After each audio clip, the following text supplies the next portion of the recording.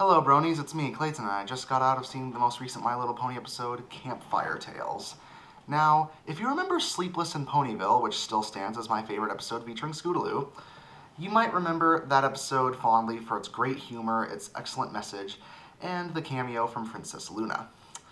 Now, in this episode acts as sort of a spiritual successor to that one, but it works in a different way, making for another enjoyable camping trip even if it's not as fresh as it was the first time.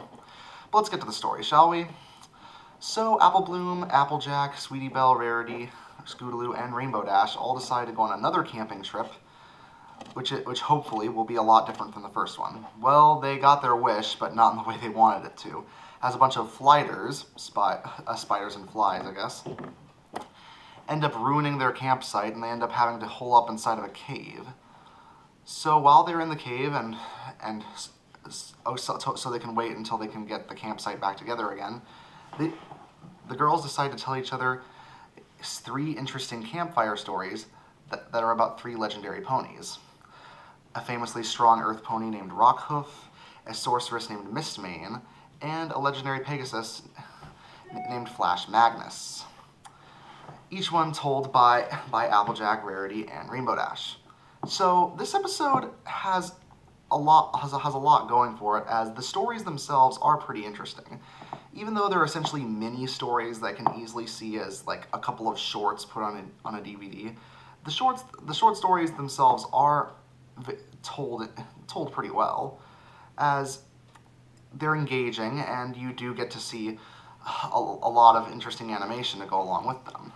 Especially since Mistmane's story feels a lot like a Chinese action film like 47 Ronin, and how Rockhoof's story is sort of told like a Viking story, and how Flash Magnus's story sort of reminds me of How to Train Your Dragon. I don't know if those are entirely the influences meant for, but that's what I got out of them. Not only that, but I like the fact that the characters have clearly shown that they've changed ever since Sleepless in Ponyville. Because remember, Sleepless in Ponyville was all the way back in Season 3, and now we're up to Season 7. So of course the character development that our characters have gone through has taken leaps and bounds since then. For example, Rarity decides to only bring 3 suitcases instead of an entire cart full of suitcases. And Scootaloo, while still having a couple of her fears intact, isn't nearly as fearful as she was before. Or nearly as sleep-deprived, might I add. The episode's animation does get the job done quite well, as it mixes in all of the styles of the 3 stories as well as just the normal style of the camp trip in really good fashion. And it gets the action scenes featuring Flash, Mist, and Rockhoof down pretty well. Now, when it comes to the writing, I do like the fact that the episode is told with all these different stories, but that also means that the dialogue is mainly just the girls telling each other's stories via narration. And don't get me wrong, the stories are interesting, but I would have liked to see a little more banter throughout. For example, Apple Bloom does sometimes interrupt her story with Applejack simply to fangirl over it, and I would have liked to see a bit more of that in some of the other stories.